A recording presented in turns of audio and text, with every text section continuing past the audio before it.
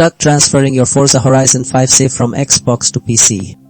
You're not alone, and we're fixing it now! The primary reason your Forza Horizon 5 progress isn't syncing is often a cloud data glitch. First, open your Xbox app, locate Forza Horizon 5, confirm cloud save is active, then restart both the app and game for a fresh sync. If that fails, corrupt game files are next.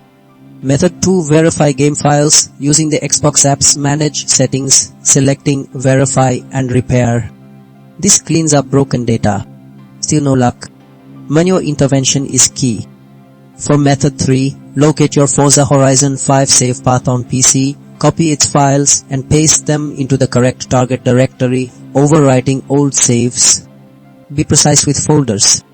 Finally, if these steps fail, it's typically a permissions issue. Method 4. Adjust folder permissions.